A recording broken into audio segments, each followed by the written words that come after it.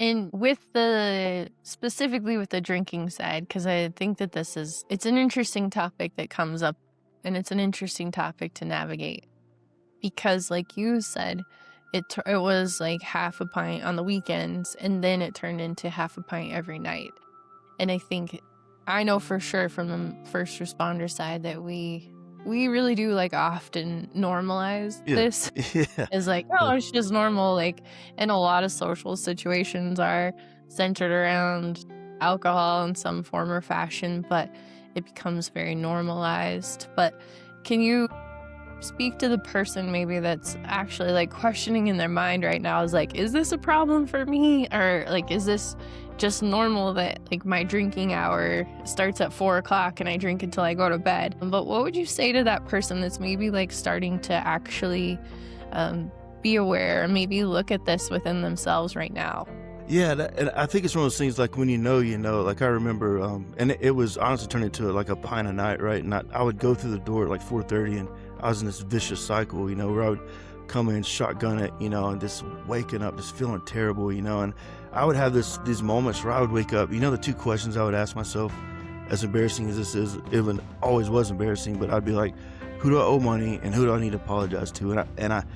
And this little lie I would tell myself, like, okay, well, I can't be an alcoholic because I can deploy 3 or 4 months without drinking and come back and binge drink. So, but in the end, the truth is I was a raging alcoholic, and I had to come to a realization with that. And I think with like people like us, right, in these jobs, it's like we're all very all or nothing type men and women, right? So I never understood this thing about like, oh, you can go have 3 or 4 drinks and be social. Some people can. I think some people's DNA and our chemical dependency on things like sort of dictates that, and to recognize that and know if you got that bug, you definitely know it. I'm really glad that you brought that up, because that translates across the board in so many different ways with, when from even our nervous system standpoint, when we're exposed to the stress and trauma consistently over time, and it really like wreaks havoc on our stress hormones.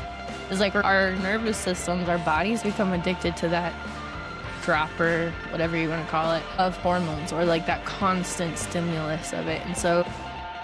And I know, like, looking at myself in different ways and looking at other people, is like it shows up in so many different areas Yeah. that we don't pay attention to, whether it's the drinking side, of course, but then it's, yeah, now I'm using a couple of pain pills, or maybe even leaning into using Benadryl to go to sleep, Yeah. or I go drop $1,000, at whatever store, or online shopping, or maybe more into gambling.